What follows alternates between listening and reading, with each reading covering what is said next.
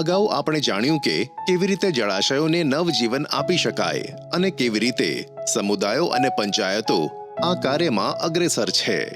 આ વિડીયોમાં આપણે સમજીશું કે ગ્રામ પંચાયતો નવજીવન પ્રોજેક્ટ્સ માટે પાણીની અછતવાળા વિસ્તારોમાં 15મા નાણાં પંચ દ્વારા સ્પષ્ટપણે ભંડોળ કેવી રીતે મેળવી શકે છે. ખોદકામ મશીનોનો ઉપયોગ કરીને જળાશયોનું નવજીવન માત્ર સમયની બચત જ નહીં, પરંતુ ખર્ચ પણ બચાવે છે. વરસાદ જ્યાં પડે છે ત્યાં તેને પકડો, જ્યારે પડે ત્યારે તેને પકડો. આપણા આ મોડલનો સાર વડાપ્રધાનના જલશક્તિ અભિયાનના સૂત્રમાં દેખાય છે.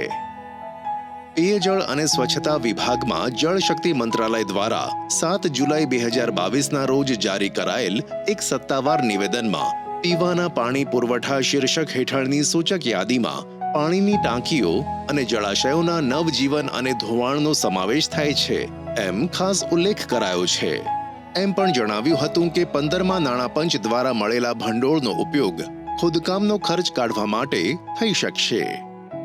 તો ગ્રામ પંચાયત તેમના સામુદાયિક તળાવોને નવજીવન આપવા અને સ્થાનિક રીતે પાણીની જરૂરિયાતો પૂરી કરવા માટે ભંડોળ મેળવવા કેવી રીતે અરજી કરી શકે, ગ્રાન્ટ મેળવવાની પ્રક્રિયા કેવી હોય છે, ચાલો જોઈએ.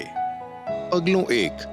ગ્રામ પંચાયતે 15મા નાણાં પંચ દ્વારા ગ્રામ સભા બોલાવવી જોઈએ અને જેસીબી અથવા પોકલેન જેવા ખોદકામ મશીનોનો ઉપયોગ કરીને તેમના જળાશયના નવજીવનના કામની જરૂરિયાત દર્શાવતી દરખાસ્ત મેળવવી જરૂરી છે.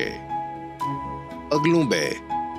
સંબંધિત જૂથ કાર્યાલયના એન્જિનિયરે નવજીવન માટે સ્થળનું મૂલ્યાંકન કરવું જોઈએ અને ગ્રામ પંચાયત વિકાસ યોજના GPDPમાં સમાવિષ્ટ કરી શકાય તેવો ટેકનિકલ અંદાજ તૈયાર કરવો જોઈએ.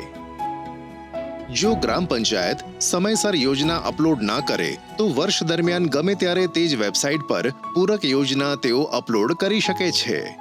તેઓ વર્ષ દરમિયાન ગમે ત્યારે બદલી શકે છે, પેટા યોજનાઓ ઉમેરી શકે છે અથવા વેબસાઇટ પર પૂરક યોજનાઓ તરીકે નવી યોજનાઓ પણ અપલોડ કરી શકે છે. પગલું 3.